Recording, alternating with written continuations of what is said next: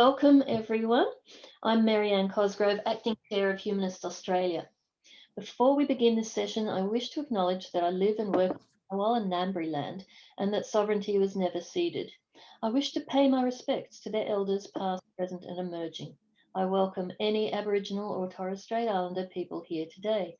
It's important that we remember whose land it is on which we tread, treat them respectfully as equals, and speak up when we see them suffering from injustice. Please note that this session is being recorded and will be made available to the public through the Humanists Australia YouTube channel and other media. If you're not a panelist, please keep your video camera off if you're concerned for your privacy.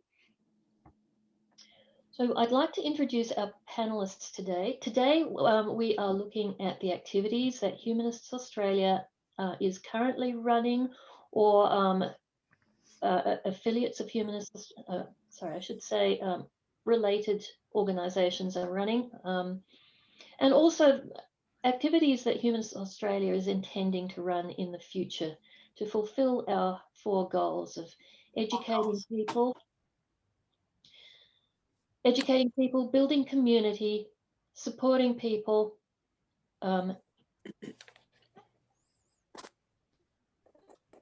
I knew I was going to forget the 4th one. Educating people, building community, supporting people and activism. Sorry about that. All right. I'd like to introduce our panelists today. Today we have Les, who runs a discussion group called Philosophy Matters. That's been running for quite a number of years now. Can you give us a wave, Les? Hey, Les. Liz Forman from Canberra has been running a discussion group with the ACT Humanist Society for quite a few years now.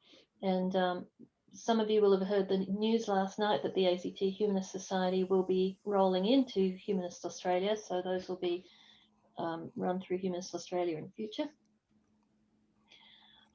I am a panelist myself, so at the moment I'm speaking to you with my acting chair of Humanists Australia hat on, but I'm also running activities, including the community forum, and I'll also talk a little bit about our support activities.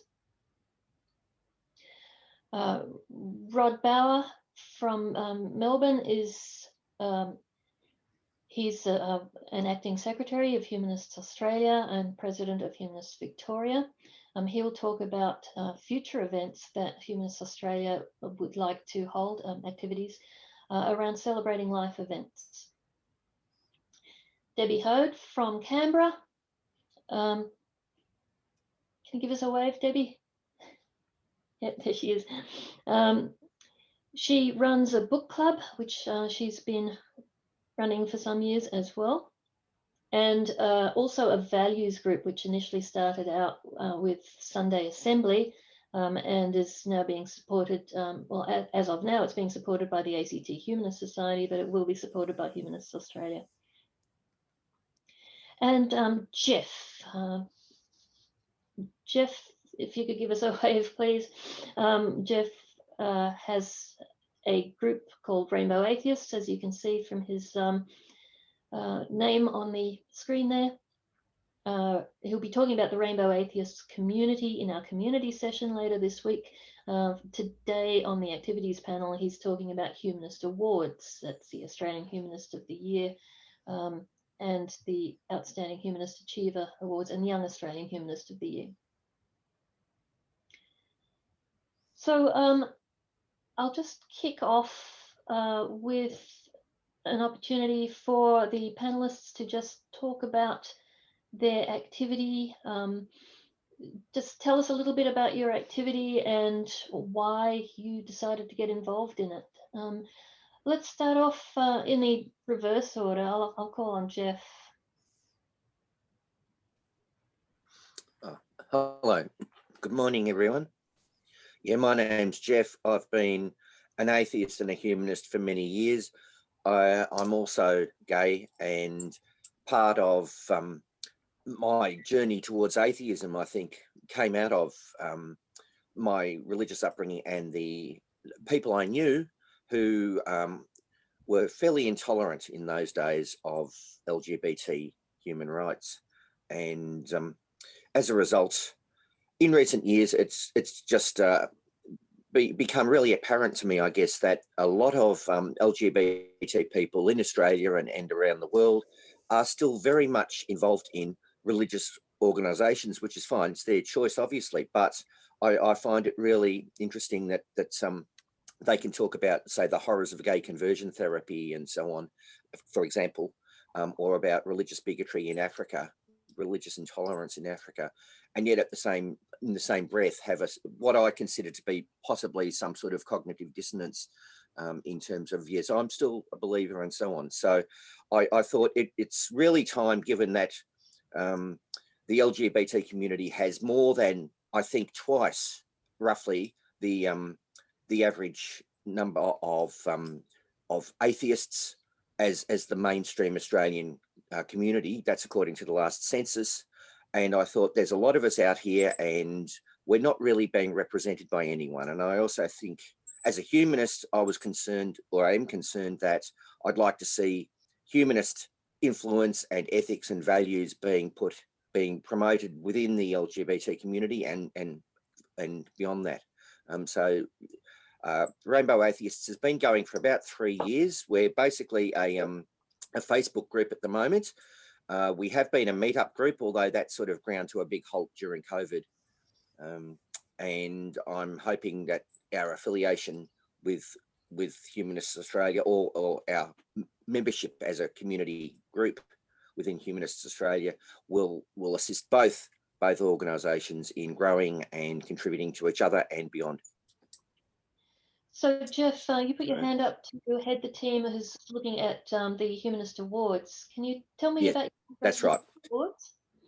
Yes, the Humanist Awards came out of, obviously, a background of, I think, approximately 40 years of Australian Humanist of the Year and similar awards to do with the Council of Australian Humanist Societies. And now that that our group has taken this mantle on, it was felt that this would be an appropriate time to really review the awards, the whole process of how they're chosen, what the criteria might be, etc., etc. And over the last 2 or 3 months, a number of people, including people who are here today, have been working in a working group to basically review the award, the Australian Humanist of the Year Award and the Young Australian Humanist of the Year Award in particular, looking at the whole process. In the past, it's been largely reliant on the constituent organisations, the humanist societies in different places around the country, for them to have discussion and collaboration within their constituent groups, and then to present their preferred outcomes to CARS, the overall overarching umbrella group. Given that we're now doing it, the team has revamped it. They've tried to make allowance, for example, for online nominations and voting much more.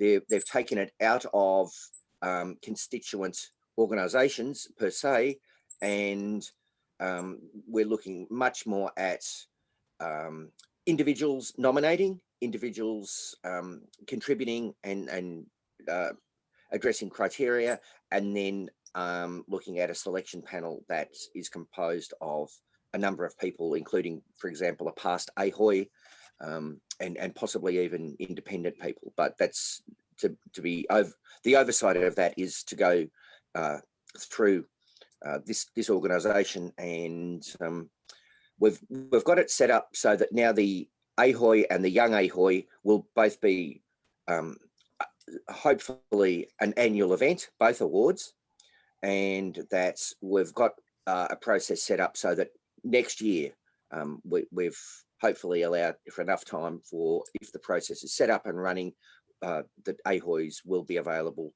and Young AHOI will be available in time for example, Humanist Day in June next year. Thank you, Jeff. Debbie, would you like to tell us a little bit about why you chose to set up the values group and the book club and what they mean to you? Sure. So as you mentioned, the values group, values discussion group, came out of a Sunday Assembly, which, for those who don't know, is an intentional, non-religious community that was going pretty strong in Canberra for a few years, and then started to wind down, and so it's transferred over to the Humanist Society because there was a lot of overlap in the membership. The idea behind the group was to look a little philosophically, I guess, into, how we form our values, what those values are, questioning the, values and those of our society. But interestingly, almost immediately, it was never that direct. So while we, I think, envisioned it maybe, and when I say we, it wasn't just me starting off with this. I think Lyndon Story was heavily involved in it at that time, but it was, I think we sort of thought it would be talking directly about values, but what it ended up being is that we would pick a topic like memory, or of course there are dozens to choose from and I'm blanking completely, but we would choose a topic, and then it would end up being that we would be looking at the sort of the value aspects of that. What does it mean, but also how does it impact the way we live? How does it impact the values of our society? How do we think there's room to do good in that area? That kind of thing. The book club is more recent, and I think just having been in other book clubs in the past, I liked the idea of a book club that would be a specific humanist one. We don't always, in fact, this next one that we're doing in February is actually a book about humanism, but we haven't really gone that route in the past. We tend to pick fiction or non-fiction that has an interesting humanist aspect, and there've been some wonderful books along the way and some great discussions. So yeah. One of the books that really sticks in my mind is Chasing the Scream by Johann Hari. And it's an absolutely brilliant book with some very solid scientific evidence about the problems caused by the war on drugs, and also some incredible stories about the people involved in that war. Yeah, I think that's the genius of that book, is that it's not just factually sound and, presents a lot of evidence for what it's saying, but it's told in a narrative form that is beautiful writing. Yeah, I agree with you that recommending that to anyone who hasn't yet read it. It's a great illustration of how if you're trying to engage in communication with people with a different ideology than you have, you can't just send facts their way. You have to back it up with emotional stories. You need a combination of both. Rod, you are interested in the future of activities with Humanists Australia, and in particular with activities around celebrating life events. Would you like to tell us a bit more about that? Yeah, you're muted at the moment. Sorry about that. Yeah, I thought I shouldn't slurp my coffee over the microphone. Yeah, I'm interested in celebrating life events in general, but in particular, the transition from childhood to adulthood. I think that's, we currently have humanist celebrants, and we've got stories about humanist celebrants both on the Humanist Victoria page and the Canberra Humanist page, and I know there's an intention to have that on the Humanists Australia page at some point. We have a long history of involvement with civil celebrants. Lionel Murphy, of course, was an Australian Humanist of the Year and kicked off civil celebrants in Australia. Dally Messenger has been a celebrant here in Victoria from way back, one of the very first, and is another humanist member. But it's the transition to adulthood that's rattling around in my brain, because I think we deal with weddings and funerals and those things reasonably well. I've been to some humanist events on both those types of events, and I haven't been to a humanist baby naming ceremony, but I know they happen, and who knows, I might get to one day. But I perceive a gap, and this partly comes from my involvement in a men's support group that I joined over 10 years ago, probably before even I was involved in humanism, but certainly I joined as an atheist. And we had a lot of discussion there. The sort of basis of that men's group was about what it meant to be an adult, what it meant to be a man in Australian society, and our own experiences of growing up or not growing up, or crossing that transition. And of course, for a lot of us, that transition had occurred while we were still involved in churches and religion, and so it had a focus there. You know, we're probably all familiar with the confirmation idea that happens in various Christian churches, and there's bar mitzvahs and other ceremonies in different communities. And I think that when we leave religion, as Australians are doing in greater and greater numbers, there's a few things that we leave behind that we'd be better to bring along with us. And I think some formal recognition of that transition to adulthood is one of the things we could do with reinventing. And that's what's got me in. I feel my son, of course, was brought up in an atheist household. He's 33 and he had no transition like that. He's a good bloke, mind you, but I think it would have been a great thing for him to have that. And I've got grandsons now who are 6 and 8, and I'm hoping to have something in place for them when they're 13, 14. All right.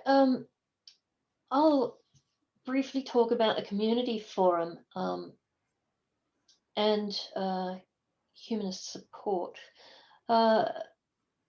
The ACT Humanist Society has had something called the Members Forum, which was a way of building community in our local area by bringing people together to talk about a topic, but also to share the things that are going on in their lives with each other so that they can build a more meaningful relationship and strengthen the community support.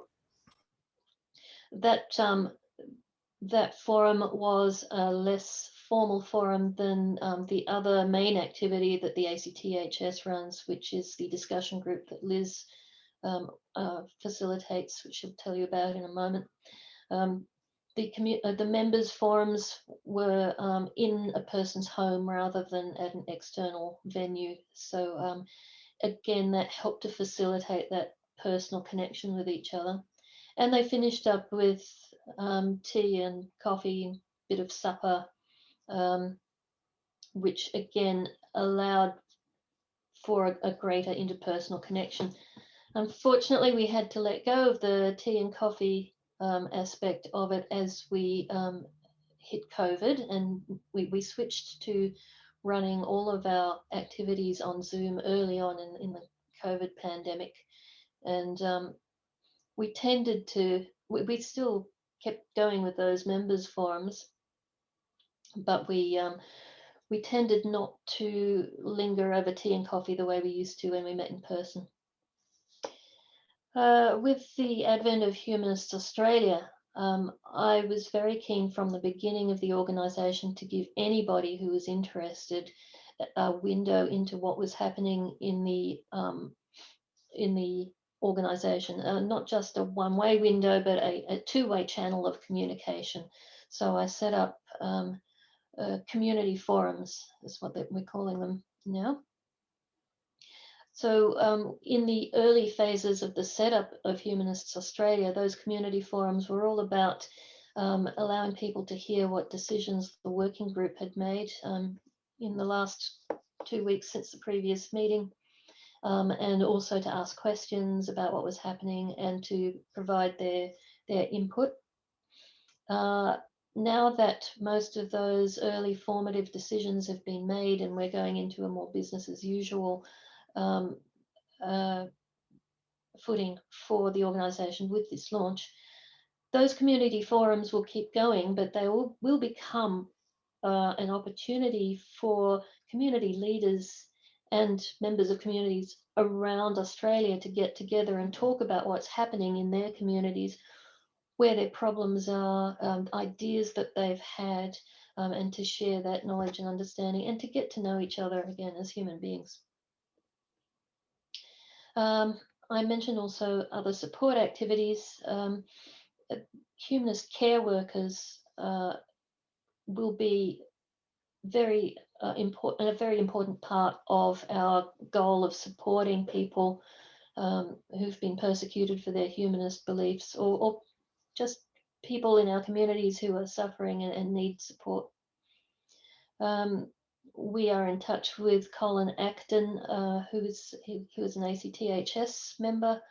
He's in the chaplaincy of the Defence Services and has been working tirelessly to get the Navy to accept humanist care workers within their chaplaincy system. It's been a long uphill slog.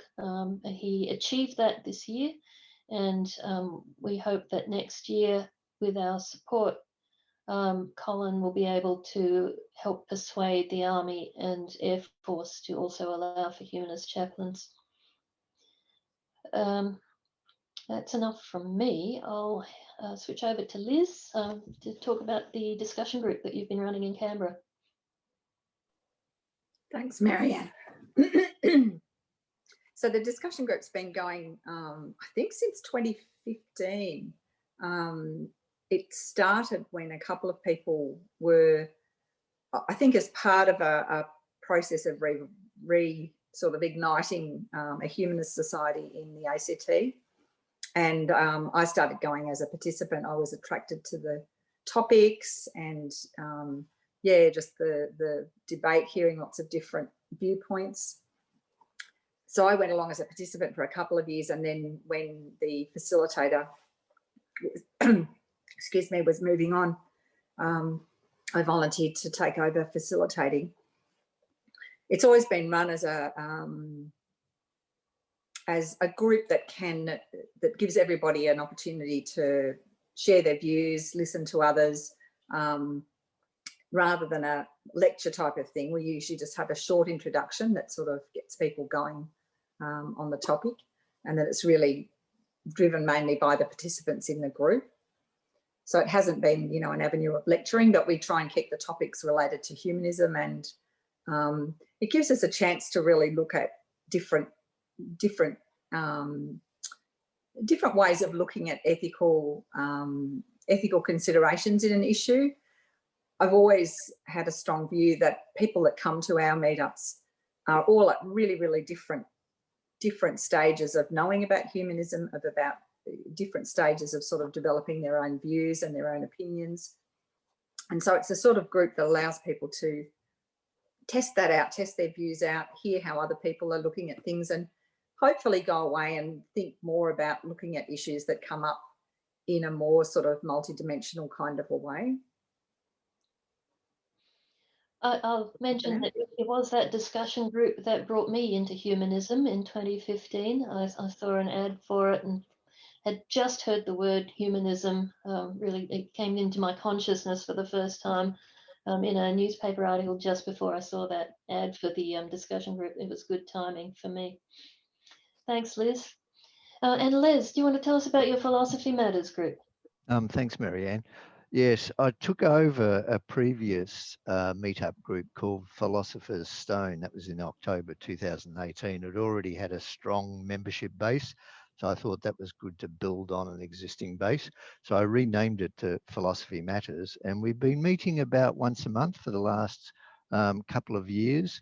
And of course, we started off for quite a few months with face-to-face meetings in local public facilities. And then, of course, with COVID, we've since moved to exclusively online with Zoom. We're planning on going back to, I'm thinking about half-half. One session face-to-face, one session Zoom. We've got a good mix of members. We've been growing quite strongly. The meetup group has now grown to, I think it's 469 members. And whenever I have a group, I always start up a second group. So I started up the Philosophy Matters Melbourne Facebook group to get maximum capitalisation on whatever online forums you can make use of. That group has grown to 182 members.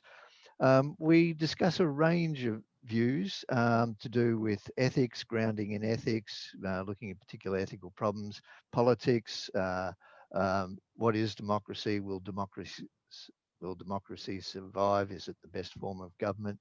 Questions about knowledge and skepticism.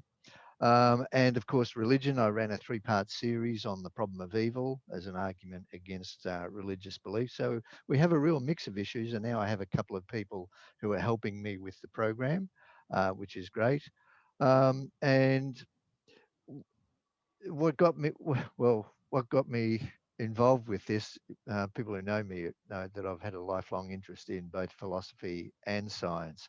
And now that I'm retired, I'm able to get back to my primary love. So there's one thing about reading books and studying, which I do love. But the other really great thing about philosophy is the engagement, and that's what people get out of this group. It's the engagement. It's not just thinking for yourself. It's coming and testing your ideas, debating, challenging with other people in the same room or in the same Zoom chat.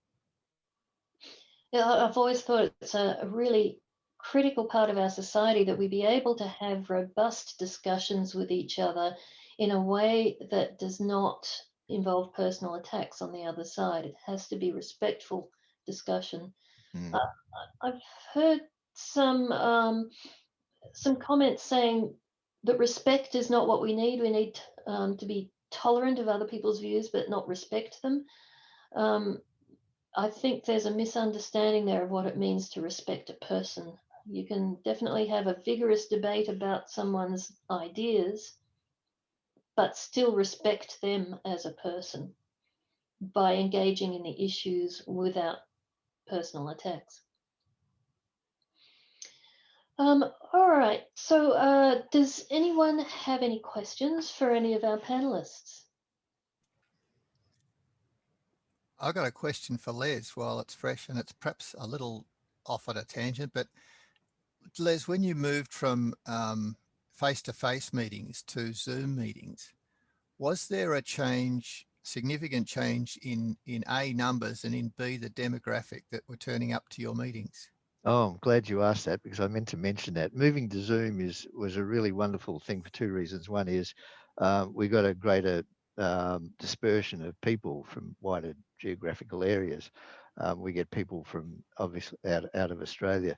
And the second thing, I think that's one of the key reasons why we've experienced significant growth in the last year or so, because we can now capture members from a wider geographical area. So certainly it's been a real bonus. And I think I still would like to get back to, I'm thinking of 50-50 half the sessions for face-to-face, because I think that's a really important of the relationship building, getting out of your house, making real connections instead of just looking at faces on a screen. So I would like to reinstitute that as well. Les, so one thing the ACT Society did was they purchased this. Sorry, I pressed the button. They meet, and happy feet are always dancing. Suddenly, Spotify starts up on me. That was Spotify starting because I must have accidentally pressed the play button. That was, incidentally, Franciscus Henry, who sang for us last night, singing Happy Feet. This microphone, which whose buttons I must not press, has allowed us and the ACT Society to hold mixed mode in person and by Zoom events. So you can have a group of people sitting around a table and get fairly good communications through the mic. So you can have a mix of both. Sue, you've got a question. Yes, my understanding would be that with Humanists Australia anyway, centrally, the central body can run a number of virtual gatherings kind of thing as a national body, but also can support local groups who wish to have their face-to-face gatherings wherever, in whatever form and however that might happen. So I think it's a win-win really, because you can combine both. The other thing I was just going to say about that microphone was, having been a part of a lot of different sort of gatherings where I've been logging in remotely to a group that's been sitting in a room, technology has significantly improved, but it still can be really challenging, because when people get together in a room, they're all talking over each other. And unless you've got vision of everybody as well, it's really hard to kind of untangle the conversation sometimes, or to hear what's going on when people are talking over each other. It works in a room, in a face-to-face situation, but I think it can be challenging when logging in, unless you've got unless you've got someone who's managing the conversation really sort of there's a particular skill, I think, in facilitating that kind of event where you've got some logging in, and I'm sure you're probably very experienced at that now, but some aren't. I've been working remotely for 6 years, so that same has here. Been very helpful. Debbie, I see your hand.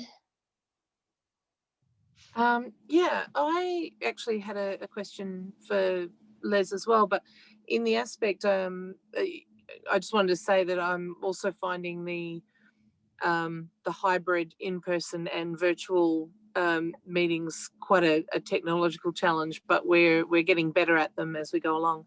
But for Les, it sounds as if your group might have more people attending the meetings than we do, and because we've largely been in-person meetings, we've always had somewhere around the 6 to 12 kind of range. But as we've gone virtual, we do seem to be getting a few more. And it makes me wonder how do things go in a virtual meeting when there are maybe significantly more than that number, and how it just feels as though there won't be a time for everyone to say something, or how do you find that aspect of it? Yeah, there's two challenges. I mean, we have up to 60 people at a meeting, and the challenge with people on smartphones and other small devices like that is they can't see a whole panel of people. I mean, when you have 60 people, I think you've got to swipe. Even on a main PC, you've got a cursor, you've got to move left or right 3 times to see the whole 60. But fortunately with Zoom, it will show the people who have their cameras turned on, give them priority on the first screen. So that's one challenge. Members can't see as many people. The other one is I moderate them. I moderate pretty strictly. So lately I've been making sure people stay on topic, because that can get out of hand. The more people you have, the easier it is for someone to derail the conversation. So you need a strong moderator. But that would also be the case in face-to-face, but it's more of a challenge on Zoom, like you're saying, because you attract more people. And the other thing with the moderation is making sure, and I don't do a fantastic job at this, making sure that everyone has a go and encouraging people who haven't said anything yet to even name them and say, John and George and Mary, I see you haven't said anything yet. Would you like to say something or contribute something? So encourage those people who haven't contributed yet. And I suppose that's the challenge with online as well.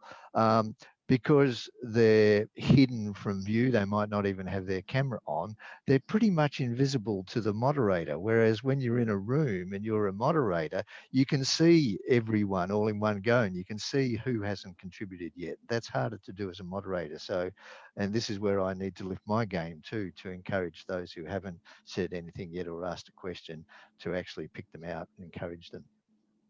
Sue and Stella, I see your hands, but I'd just like Liz to chip in at this point, just to describe the way that you moderate the Canberra discussion group. Yeah, so I mean, it's a method that wouldn't work with those sorts of numbers of people. So I think that's sort of where Debbie was coming from with that question, because I think our maximum we could sort of do our method with would be maybe, you know, under 20 definitely. So we usually have a short presentation to get things started, and then we go around giving everybody, depending on the numbers, 2 to 3 minutes to speak uninterrupted on the topic. And then when we've been around and everybody's had a say, then it's show of hands after that. And that works well with those sorts of numbers, but it wouldn't work as well. But I think your sort of setup is a bit different, because there's a lot more focus on the discussion between the people, you know, like presenters. So it's more focused on the presenter discussion with then questions to them. Yeah, we if it's one speaker, we give them up to 40 minutes. If there's 2 speakers, and 20 minutes each. And then, but we have a huge amount of time afterwards, and we normally go to 3.5 hours all up because I actively encourage questions and discussion, but I try and keep it on topic, because as I said before, it can quickly get derailed, and people come there to listen about a particular thing, and people get peed off pretty quickly when you go off. The moderator allows the conversation to go off on tangents. So we are pretty fixed on a particular topic each month. And people, you know, it's a mix. Some people know nothing about the topic and really want to learn about the topic from somebody who knows what they're talking about. And other people have already got some pretty fixed views and they're knowledgeable, but they want to engage. So the way we run it is with, you know, 40 minutes of speaking, and then, you know, a couple of hours of question and discussion. There's an opportunity for both kinds of people to get satisfaction out of the event. Sue, you had something to say? Yes, being involved in, I have got turned switched off my mute. Being involved in a number of larger groups as well. One of the things with Zoom is the opportunity to use the breakout rooms, which is really fantastic, because that gives people a chance to have a conversation about a particular topic in smaller groups. I've even used it with a group of 20 where they have paired conversations, because that becomes even more sort of engaging at times, because each person is feeling heard by someone else, and it's usually a bit guided in that sense. Like there's usually a particular topic or a question to kick people off, and they're free to sort of move away from that if they like. But again, it gives a focus to those who might be otherwise a bit reluctant to know where to start. So I've done that. In fact, I wasn't facilitating the session, but the last one I was involved in had 170 people online for a conference, and they used breakout rooms very successfully. And although I've not done this myself, there is a way, if you've got something which is more formal and you do get people registering in advance using Zoom, you can actually allocate people to breakout rooms. So you can mix your groups up, and you can specifically allocate people to them rather than just making it random. There's also a facility, although that particularly large conference, they were still learning how to use it, where you can actually have it so that if you've got a number of topics, if you've got a really big group and you've got several different kind of focuses for a discussion, you can actually set up a breakout room that is on that particular topic, and people can choose. There's meant to be a sort of a grid that comes up that people can select the group they'd like to join. So that's a bit more advanced. I haven't used it myself, but I know it's available if you've got really large groups getting together. So again, an idea for conferences and that sort of thing. Stella, I saw your hand. It's funny, I had my hand up with Sue, and I was going to say exactly the same thing. There's breakout rooms. I've only just started going to uni for the first time, and so I've got 2 classes that were face-to-face and 2 that were Zoom. But breakout, the first few times you sort of have to get used to it, but as you go along in the semester, breakout rooms working really well. I think you really got more comfortable. You got to have a little bit more interactive like you would face-to-face, because as we know, it's not the same. But yeah, I was only going to repeat what Sue had already said. One of the things that can happen in a discussion group is that you can get someone dominating the conversation and talking for a very long time. Do you have mechanisms to help deal with that? Anyone? We have our resident Nazi who's come to our face-to-face Humanist Victoria, and actually and our Zoom ones as well. And he's got a very loud, bellowing voice. And actually, when we have face-to-face, he's got a pretty big stature as well. Fortunately, he hasn't been too troublesome in my Zoom ones so far. But when he goes over the line, the good thing about Zoom is you can give them a warning and then just chop off their microphone after you've given a warning. So that's my strategy for how to deal with this particular troublesome person next time he steps over the line. They need a way to stop him writing in the chat as well. Yeah, he put something about humanists and humanists would be humanists would squash the weak if they had a chance. Oh, that was you, Marianne, who engaged him. Had a good conversation with him. I found it fascinating that he would be putting this stuff out there, and so I was engaging with him in the chat. But I realise now that he's a professional troll, and I probably should not give him the airtime. Yeah. Liz, the Canberra group has used timers. Yeah, it hasn't been too much of an issue. So we've explained at the outset of the meeting how we run things and that we stick to the time, and that, you know, if you've got more to say, it's fine. You can pop your hand up and have another 2 or 3 minutes. And that's usually been okay. I mean, sometimes you have to be fairly sort of strong to cut some people off, but, you know, they take it pretty well because they know that that's what's going to happen. We introduced those because we had a couple of long talkers in the group. Yeah.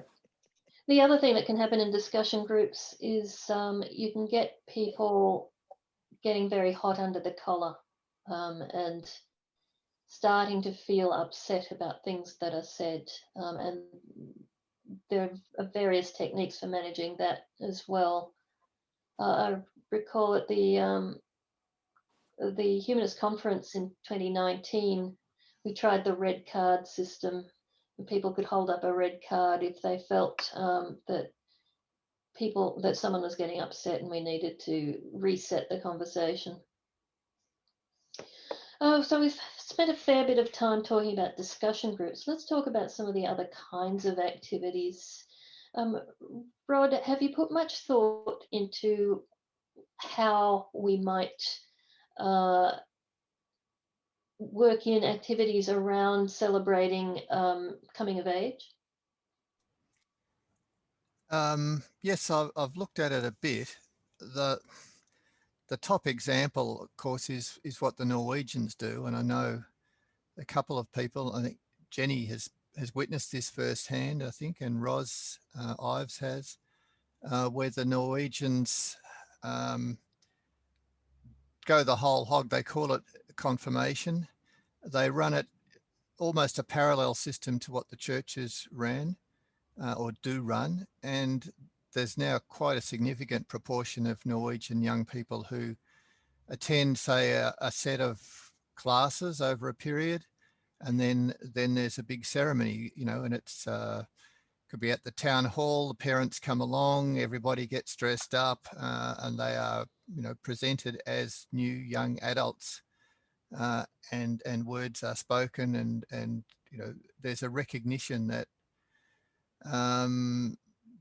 the position of this person in the society has changed somewhat from being someone who is totally under the care and direction of adults to someone who starts to make some of their own decisions and take on some responsibility for where the society's heading. And I think that we could weave that in. When I look at the very front page, or what will be from Sunday on, the front page of the Humanists Australia website, the first thing it says is you have the right and responsibility to give meaning and shape to your own life. And I think that's the message that we want to give to kids as they cross that line And, you know, we're talking about 13, 14 age, I think, traditionally. I think the other thing I'd really love to do, and it ties in with some other things that have been said, is build a ritual in conjunction with our celebrants who know a bit about ritual. But I'd love to bring in an Indigenous Australian flavour to it, to make it a very Australian ceremony in some way, and so weave some of that in. I think that could have benefits all around. But the other thing I've been looking at is the whole context of it. You know, when you have a ceremony like this, it needs to happen in a community, and it needs to be a local community, I think, where, you know, I don't see this happening on Zoom, except in rare circumstances, but it needs to be a gathering of the local village and the elders and the tribe, if you like, and a recognition of these people. And I'd like to build that community too. The nearest I've seen to it in Australia is Sunday Assembly. I think that Humanists Australia should be looking, when we're aiming to set up communities around the country, I think we should be looking at that sort of model where there's a regular gathering, and I think, you know, more than monthly gathering of the local community, just to help one another, to be family friendly, to talk about, you know, to have a mix of age groups from the kids all the way up to the elders, to celebrate just being alive and to talk about, you know, what it means. So I've been looking at that, and as you know, we've been in contact with another group in America, the Oasis Network, who is a bit like Sunday Assembly, but they meet weekly, and they seem extremely well organised. And we've got some meetings coming up with them to see if we can use their model in some way, or collaborate with them to get assistance in putting that sort of model in place in Australia under a humanist banner. Sue, I saw your hand go up. Yeah, just in relation to, you know, having worked for many years with in the youth sort of sector, I think the closest that most Australian young people get to sort of celebrating that transition, and in rural areas a lot more so, obviously, are the so-called Deb balls. You know, I think a lot of rural communities still run those, and they're really, you know, they're really important events for the family, for the young people and the families, etc. I'm not talking about the underpinning philosophy, or the, you know, the perhaps misogynistic framework that a lot of them have, but for those young people, they have significance and they are really important. So again, Rod's talking about that younger group, but what can we do perhaps for those older groups? Other than that, the usual thing is when they turn 18, and that's an excuse for getting drunk, you know, and binge drinking is a major issue, or drinking is still a major issue with our youth. So I think if we're talking about supporting young people, I'm not saying that, you know, that's our role to change that, but to actually provide some alternatives, perhaps particularly for sort of humanist and atheist families and, you know, their kids as they grow up. 21sts are another thing, but usually just a bit of a piss up, I think, most of the time. Well, it can be for kids. So, yeah, how do we start that earlier, if you like? How do we have, as Rod's saying, some of those sort of celebratory events that can form the foundation and perhaps influence some of the threads later on as well? Yeah, I think the event's an excuse for the talk that needs to happen too. Yeah. I had an idea of an easy, I see your hand there, Les. I had an idea for an easy start to this by setting up a meetup called something like Life Skills for Australian Youth, where you'd have a guided discussion on topics like running a household, working life, citizenship and politics, understanding science and evidence, those sorts of topics. And so have a mentor at those sessions who guide the discussions and introduce humanist values to them. And then maybe work in a coming of age ceremony for people who had attended a certain number of sessions and maybe had given a talk about what they got out of those sessions in particular. Les, you had something to say. Yeah, just a diversionary thought away from coming of age. I just had an idea. Rod's been keen for a while in somehow joining Humanist Victoria and Sunday Assembly. The idea I just had was maybe would you consider them, Sunday Assembly in Melbourne, becoming a Humanist Australia community? Absolutely. I've been thinking the same thing about the Sunday Assembly people here in Canberra, and I had meant to get in touch with them and had not yet had a chance to do that.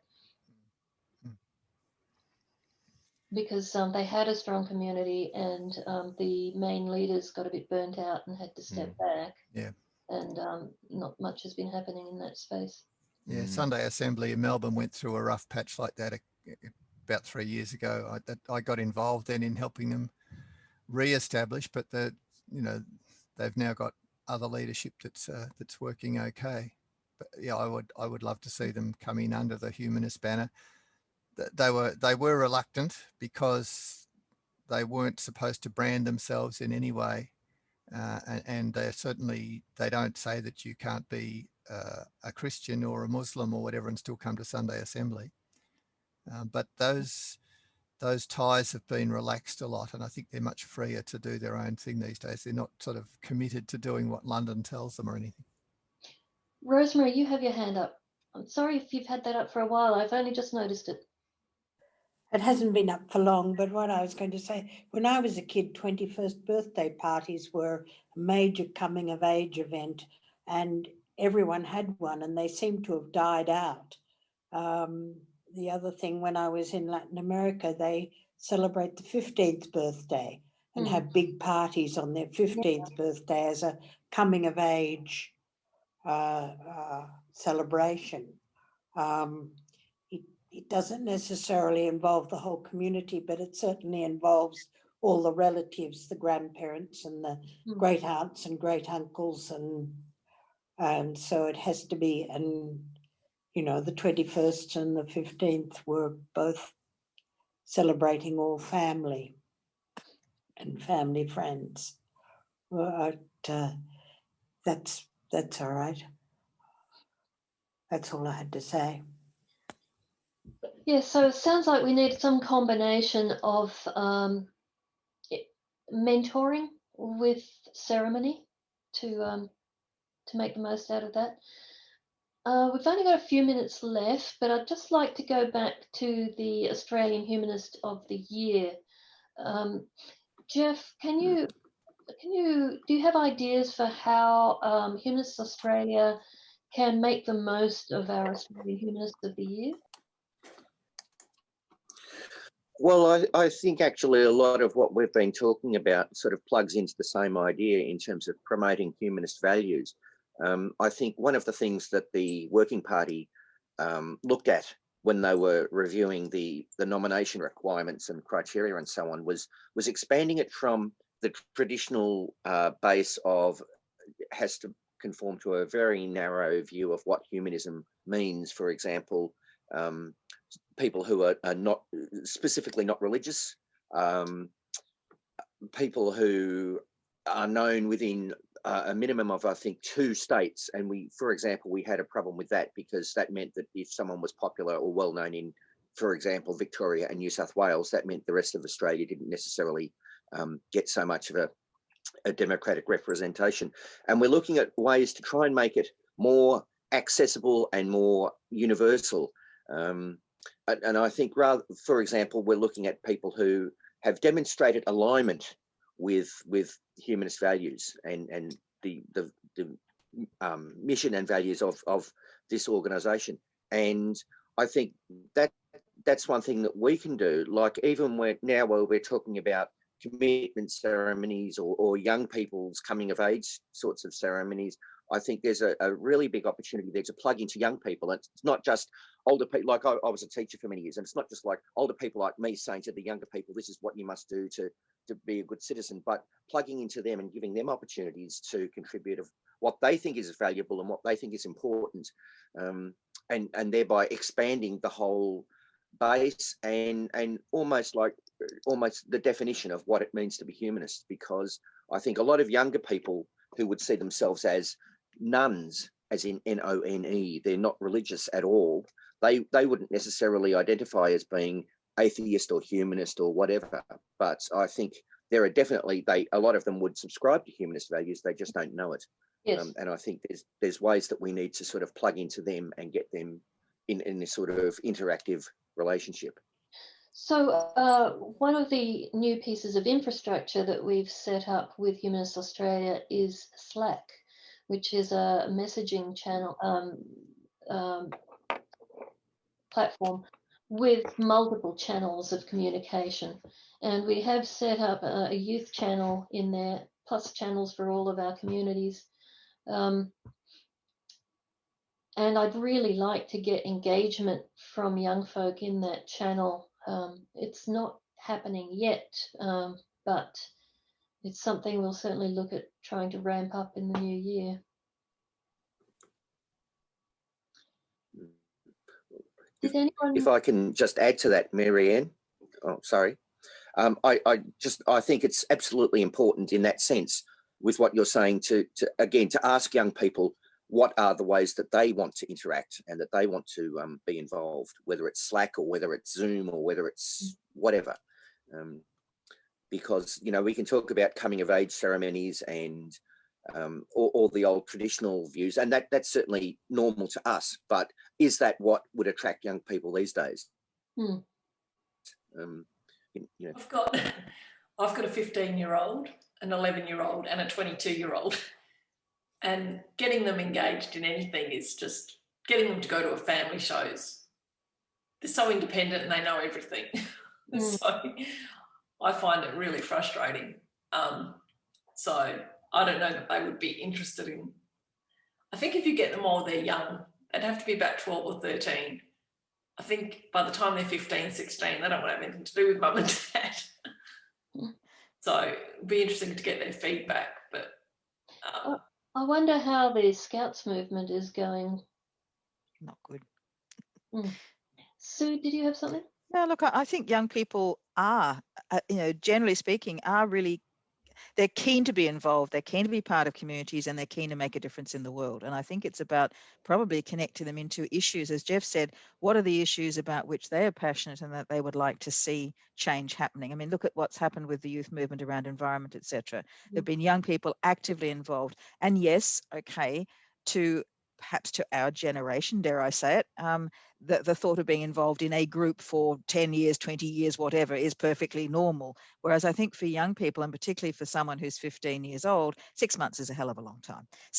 So to be actually involved in some fairly short-term projects where they can actually see a change, they can see a difference, they can see something coming out of it at the end of that time.